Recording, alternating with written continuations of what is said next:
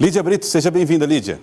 Boa tarde, Joelson. Boa tarde a todos. Lídia Brito, nós vamos falar um pouco a respeito dos investimentos do programa ProPiauí, que foram anunciados recentemente pelo governo do estado, que reúnem aí cerca de 6 bilhões de reais no total, né, Lídia? É o maior programa de investimentos do estado, certamente.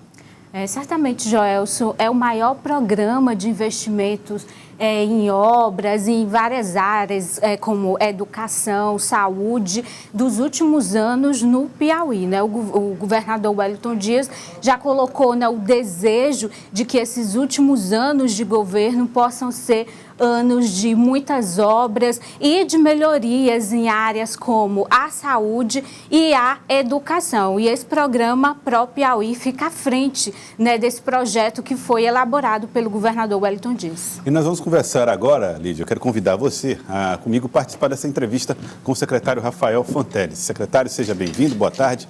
Bem-vindo aqui ao nosso Jornal do Piauí, o secretário Rafael Fonteles, que é o responsável por organizar esses investimentos, definir o andamento de cada um desses recursos e como serão gastos e investidos.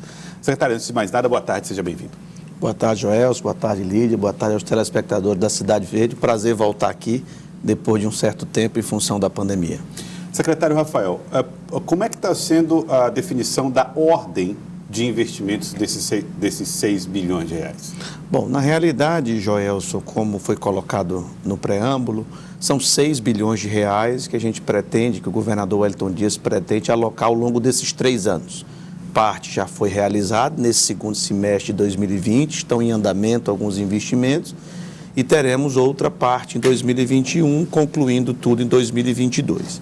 E são várias áreas distintas. Então, por exemplo, na área da educação, você tem um programa Pró-Educação dentro do ProPiauí com 1 bilhão e 700 milhões de reais no caixa do estado do Piauí, fruto do precatório do Fundef, e que vai envolver diversas ações. As mais visíveis são as obras de reforma, ampliação, climatização, quadras poliesportivas dentro das escolas estaduais. Estimamos em mais de 600 obras, das quais mais de 200 já estão sendo executadas ou estão em processo de licitação. Então, ao longo desses 3 anos, só para citar um exemplo específico. Mas você também tem ações no campo mais pedagógico, que envolve a redução do analfabetismo de jovens e adultos, a alfabetização na idade certa em parceria com os municípios, e também um tema que é muito caro ao governador Wellington Dias, importante para a economia piauiense, a questão do ensino técnico, ensino profissional. Então, vai ter realmente grandes investimentos nessa área que vai aumentar a escolaridade, o tempo de escolaridade médio do piauiense, vai aumentar a proficiência dos alunos em matemática, em português, mas também vai reduzir o analfabetismo e melhorar também os indicadores do ensino profissional. Então, dentro da educação, o foco é esse. Na saúde, que é outra área muito importante, ainda mais agora com a pandemia, vários investimentos foram até antecipados. São investimentos da ordem de 300 milhões de reais, mais de 60 milhões já foi executado, reformas e ampliações de leitos em vários hospitais, e a grande obra desse ProSaúde, de fato, é a nova maternidade de Teresina, já com 50% executada ali na Avenida Kennedy, fora as ampliações, as melhorias que foram feitas na maternidade atual. Já está dentro desses 60 milhões que foram executados? Estão dentro desses 60 milhões, mas vai chegar pelo cronograma da CESAP a em torno de 300 milhões investidos na saúde, na parte de obras e equipamentos. Esse ano a gente já deve finalizar acima de 80 milhões executados na saúde em investimentos de obras e equipamentos. Foi realmente o maior investimento feito na história do Piauí, na expansão da rede de leitos na capital e no interior do estado. Então, realmente é muito grande. E terceiro ponto, assim, muito fundamental, a infraestrutura, mobilidade urbana, rodovias e também a área social, pró-social, coordenado pela vice-governadora Regina Souza, que é o atendimento aos vulneráveis com várias políticas públicas, não só a segurança alimentar, como também a segurança hídrica em várias regiões do estado. A questão da água também é uma prioridade do governador Wellington Dias e do próprio Piauí. E o cronograma, secretário, seria para a finalização desse programa até 2022? Qual é o cronograma para a realização dessas obras em todas essas áreas? Perfeito. Já teve um primeiro pacote de obras de infraestrutura e de obras na área de educação e saúde que já foram autorizados, estão em execução, e a ideia é inaugurar ao longo do mês de dezembro, janeiro, fevereiro, diversas obras relacionadas a esse primeiro pacote de obras que já foi autorizado ali pelo governador assim que nós começamos a falar do Pro-Piauí por volta do mês de agosto. E a ideia, a partir do mês de março e abril, ter um novo lançamento de obras pactuado com os prefeitos, né, que foram eleitos agora, pactuados com os parlamentares, que também sabem as demandas existentes nos territórios do Piauí, e lançar um novo programa de obras. Inclusive, já tenham recebido, né, os parlamentares, os prefeitos eleitos, para exatamente pedir que os prefeitos possam priorizar, né, as obras mais importantes para que possam fazer em parceria com o governo do Estado dentro do próprio Piauí. Ou seja, secretário, esses 6 bilhões estão lá, estão garantidos do Estado do Piauí. Quantos já estão em caixa? Quantos é que estão já destinados para obras específicas e quantos é que ainda podem se tornar obras que os projetos estão chegando agora? Ótimo. Entre recursos que vêm de emendas federais, recursos OGU, recursos do Tesouro Estadual, o recurso do precatório do Fundeb, nós temos mais de 3 bilhões já garantidos em caixa para a execução desse programa. Esse número de 6 bilhões é porque nós já estamos considerando novos recursos que irão entrar, seja de operação de crédito, seja do Tesouro Estadual, seja de emendas federais, já pré-empenhadas ou empenhadas, para os anos de 2021 e 2022. É importante destacar a capacidade do governador Wellington Dias em se articular com a bancada federal, com os deputados federais, com os senadores, para trazer recursos, já que o orçamento da União aumentou essa parte das emendas. Então, isso é um ponto importante. A operação de crédito, as operações de crédito que ainda estão em andamento, recursos da Caixa Econômica, recursos do Banco do Brasil, recursos do BNDES, estão sendo... Então, nós temos mais da metade desses recursos previstos já em caixa. Só na educação, 1 bilhão e 700 milhões de reais recebidos ali no início do mês de julho.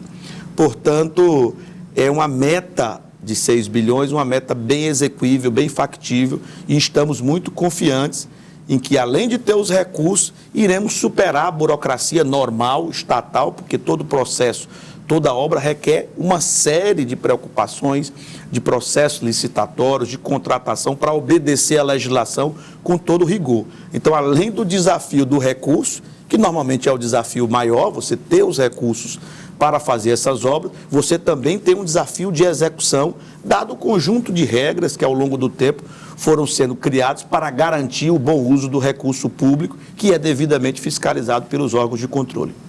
Agora, secretário, não se pode negar que a coordenação desse programa Pro-Piauí tem dado uma visibilidade ao senhor, né, ao seu trabalho, como secretário e também em conversas com os prefeitos, viajando pelo interior do Estado. Isso tem chamado a atenção para uma questão política também, né? O seu nome começa a ser colocado como o nome que irá representar a base do governador Wellington Dias em 2022, né? Inclusive, a Lídia Brito ouviu hoje o deputado João Madison, que falou a respeito desse assunto e dessa possibilidade, né, da forma como o nome do senhor tem sido colocado como um possível nome a uma eventual disputa eleitoral. Vamos ouvir o que disse o deputado João Madison a respeito desse assunto.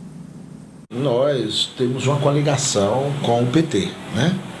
E, até o momento, o único candidato que está se colocando, se propondo a ser o candidato para 2022 é o Rafael Fonteles. É uma pessoa que tem um trabalho prestado aqui no estado do Piauí. Um empresário, quando chegou ao governo, ele já era um empresário de sucesso da área da educação, colocou as finanças do estado em ordem, né?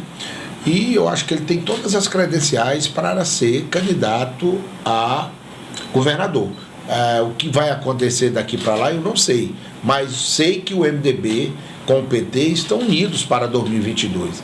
E qualquer candidato que saia da base, ele é um candidato forte. A partir do momento que todos os partidos realmente engajar nessa candidatura, eu não tenho dúvida que ele será um grande nome para 2022. E para isso o governador tem que entrar. Eu acho que a partir do ano que vem, a partir de janeiro, fevereiro, o governador vai começar a discutir isso com os outros partidos, inclusive com o meu partido, o MDB, que não tem nada ainda decidido em relação ao MDB. Eu estou falando por mim próprio, pelo João Madison, como deputado estadual. Mas, secretário, foi feito o lançamento, né, por João Madison já do seu nome como um possível candidato a governador. Da sua parte, tem o interesse de construir essa candidatura até 2022? Olha, veja bem, o deputado João Madison é um grande amigo, é óbvio que qualquer menção a respeito, qualquer elogio feito por qualquer membro, qualquer cidadão, a gente recebe com muita gratidão. Mas o nosso foco é realmente manter o equilíbrio fiscal, isso não é uma tarefa fácil. Eu estou secretário de Fazenda há 6 anos e pegamos nesse período as 2 maiores crises econômicas da história recente do país. A crise de 2016, que se juntou com uma crise política, e a crise agora gerada pela pandemia, que é a maior crise da história brasileira. Então, você administrar as finanças de um ente subnacional, de um Estado, é muito desafiador. Felizmente, nós chegamos a esse ano de 2020 com as contas em dia, e tendo, inclusive, uma capacidade de investimento com o Tesouro Estadual. Então, o foco é manter esse equilíbrio fiscal do Estado do Piauí e agora participar mais efetivamente, na coordenação do próprio Piauí, da entrega de investimentos. Porque antes o desafio era manter as contas em dia.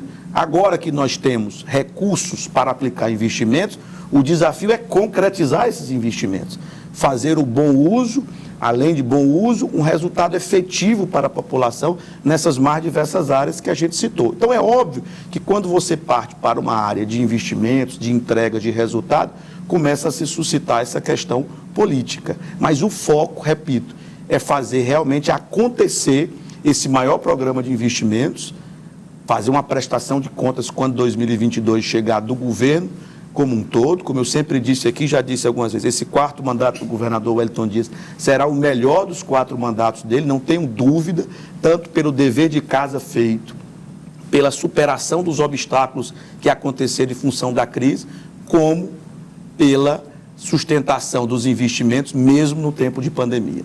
Então, esse é o nosso foco, agradecemos as menções, mas o foco é exatamente esse. O senhor não tem interesse em 22 ou falar de 22? Não penso nisso, Joelso, porque o desafio já é tão grande que essa questão política, ainda mais tão distante de 2022, é muito complicado a gente pensar nisso. A gente tem que trabalhar para apresentar esses resultados para a população, que demanda muito. Eu tenho conversado mais com os prefeitos e conhecido mais essa realidade, porque a gente fica muito no escritório, não é? Trabalhando ali numa questão importante, mas às vezes está longe da demanda. E quando você enxerga isso lhe dá mais ânimo para realmente fazer o recurso disponível chegar em benefício à população, seja na área da educação, na área social, na área da saúde, tão importante nesse ano, ou seja na área de infraestrutura.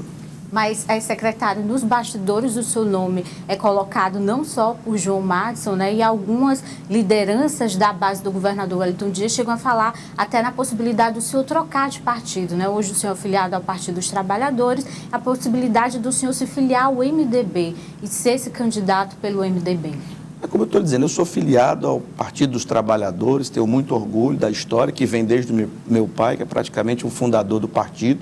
Estou muito bem no Partido dos Trabalhadores e, como disse, não estou pensando em política, portanto, não cogito isso nesse momento. Então, repito, o foco realmente é a gestão. Agradeço a menção do nome por diversas pessoas, como você colocou, mas o foco agora, que a gente acabou de sair de uma eleição, é, de fato, o trabalho, a realização, manter o equilíbrio fiscal, manter o cuidado com a pandemia, que vai ainda exigir medidas importantes do governador, dos prefeitos, na questão da vacina, na questão das medidas de isolamento, um risco de uma segunda onda. Então, o foco agora é realmente trabalho e não a questão política. Secretário Rafael, outro assunto, você falou muito sobre esse dever de casa, esse dever de controlar as contas.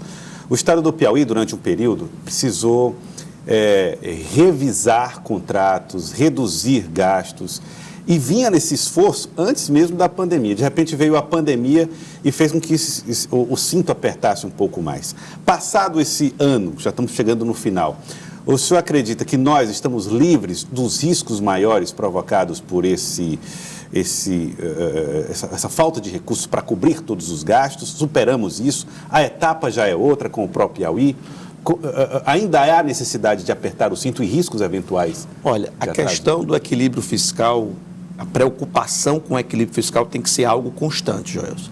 Inclusive o governo, a pedido nosso, mandou uma PEC, uma proposta de emenda constitucional, criando o Conselho de Governança Fiscal. Está para ser apreciado na Assembleia Legislativa. Exatamente para que os demais poderes possam participar dessa responsabilidade fiscal, dessa preocupação com a governança fiscal, que envolve principalmente, Joelson, os gastos correntes, as despesas com o custeio normal. Os outros poderes terão participação no Conselho. Exatamente para poder entender esta realidade do Estado e a decisão ser cada vez mais institucional. Essa preocupação do equilíbrio, ela tem que ser de todos os cidadãos, porque um Estado funcionando mal, ele prejudica todos os cidadãos, inclusive o setor econômico, que às vezes não tem nada a ver com o poder público, mas ele é afetado. Então, isso tem que ser realmente uma bandeira de todos os gestores. Então, essa preocupação, ela sempre vai existir. Agora, entrando na sua pergunta, que a situação nesse momento é bastante mais confortável, bem mais confortável, melhor dizendo, do que esse período anterior, sim, porque nós, inclusive, antecipamos 13º salário, fizemos uma tabela de pagamento para o ano que vem, a tabela mais enxuta da história do Piauí. Queremos, inclusive, se possível for, até o final do ano que vem, trazer mais para perto ainda, quem sabe, pagar os servidores todos no mesmo dia. Né? No próximo ano serão apenas 2 faixas, hoje são 4, serão reduzidas para 2 faixas. Né? Os fornecedores, na sua grande maioria, em dia, uma situação muito mais confortável. Mas se você deixa de se preocupar, você pode ter um problema adicional. Então, tudo tem que ser feito com bastante planejamento, observando toda essa questão fiscal. Hoje você tem toda uma legislação federal e estadual que disciplina isso. Você tem os órgãos de controle muito mais atuantes nessa questão. Então, portanto, é uma questão cada vez mais institucional, mas os gestores, nós gestores, e principalmente aqueles que são eleitos, né, têm essa preocupação fundamental. E quando você organiza, quando você faz o dever de casa, acontece o que está acontecendo agora. Além das despesas correntes, sobram recursos para investimentos, que normalmente é onde a população realmente vê a atuação do poder público. É quando você conclui uma rodovia, é quando você faz um sistema de abastecimento d'água, é quando você reforma uma escola, um hospital. Então, para ter esse recurso, tem que ter muito cuidado, muita prudência com as despesas chamadas correntes, folha, custeio normal da máquina, a dívida pública. Sempre, né? Exato, tem sempre um reajuste, mas elas não podem crescer mais do que o crescimento da receita. Então, é sempre uma análise receita-despesa, como você tem um orçamento familiar, um orçamento de uma empresa. É mais ou menos parecido o orçamento de um estado ou de um município. O orçamento da União é que é diferente, porque a União ela pode se financiar, ela pode emitir títulos. Mas um estado, um município, não pode fazer isso. Então, é a receita que tem e a despesa que tem, você tem que estar sempre controlando para sobrar recursos para o quê? Para investimento em infraestrutura, em educação, em saúde. É nesse papel que o governador Wellington Dias nos designou como coordenador do próprio Piauí para exatamente garantir. O cobertor é esse, o que dá para fazer é isso, pois vamos executar sem ter uma surpresa de acontecer um percalço, terminar interrompendo uma obra, deixando de fazer, ficando apenas na promessa. Então, realmente, o próprio Piauí é um programa que vem para ser um programa de entregas, de realização dentro daquilo que o cobertor financeiro permitir em cada uma das áreas. Agora, secretário, o senhor falou aí da importância da participação dos demais poderes nessa discussão e ontem a gente acompanhava na Assembleia Legislativa uma discussão com relação ao orçamento de 2021. Sempre os poderes, né, acabam pedindo mais. Até que ponto vai ser possível reorganizar a distribuição desse orçamento para atender às necessidades, às demandas dos demais poderes? Bom, perfeito. Eu estou há 6 anos na equipe econômica do governador e todo final de ano, na discussão da LOA, tem esse diálogo com os poderes, já tratei com vários presidentes dos poderes, e sempre há, de fato, né, essa negociação em função daquilo que o Executivo coloca como possível e aquilo que os poderes colocam como necessário. É óbvio que o órgão arrecadador é o Executivo e, portanto, tem que fazer essa distribuição entre os poderes. Claro que há divergências, sempre se começa assim a discussão, mas a maturidade, a capacidade do governador Wellington Dias de negociar e chegar a um bom termo, claro que a decisão é da Assembleia, dos parlamentares, mas com esse diálogo constante dos demais poderes. Ontem teve a audiência pública, eu estive lá, é o começo dessa discussão e tenho certeza que a gente vai chegar a bom termo com os demais poderes, como sempre o fizemos nesses últimos 5 anos. Inclusive, esse Conselho de Governança Fiscal que eu citei vai facilitar, inclusive, isso. Talvez nas reuniões do Conselho, se for aprovado, já vai ficar claro, né, qual vai ser ao longo do ano e não necessariamente apenas no mês de dezembro, quando se discute o projeto de lei orçamentária. O senhor participou de uma audiência com o ministro Cássio Nunes Marques, o ministro do STF, Cássio Nunes Marques. A reunião aconteceu virtualmente ontem e teve um desfecho que me pareceu interessante para o estado do Piauí, com uma economia que chegou à casa do 1 milhão. O que exatamente se discutiu nesse encontro e como é que foi o desfecho dela? Na verdade, Joelson, é uma ação de constitucionalidade relativa a um convênio do CONFAS que se baseou numa emenda constitucional de 2015, que trata exatamente do diferencial de alíquota do ICMS. Na prática, você tem o ICMS, parte desse tributo fica na origem, parte no destino. E no comércio eletrônico passou a ter a venda direta da empresa que está lá em São Paulo para uma empresa que está, por exemplo, no Piauí. Parte desse tributo passou a ficar com o Piauí e não apenas todo concentrado em São Paulo. Só para citar um exemplo. E entraram com essa ADIM e colocando que esse tributo ser cobrado no destino não seria razoável, não seria constitucional pela ausência de uma lei complementar. Um termo mais jurídico que não é muito a minha praia. Mas o fato é que, em sendo decidido pelo Supremo que é inconstitucional, haveria perdas da ordem de 10 bilhões de reais para o conjunto dos estados. Então, essa é uma preocupação do CONCEFAS.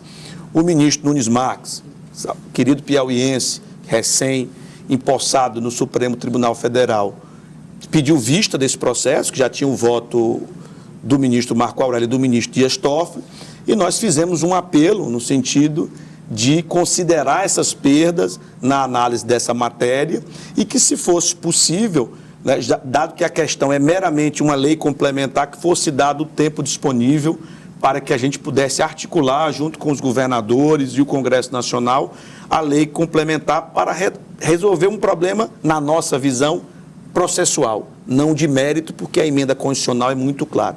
Ele nos ouviu atentamente, falou que deve devolver as vistas logo no início do ano que vem e agradecemos, né, essa oportunidade de estar dialogando com o ministro Cássio Nunes Marques e vamos dialogar com os demais ministros no intuito de sensibilizar o tamanho prejuízo que pode representar para os entes da federação.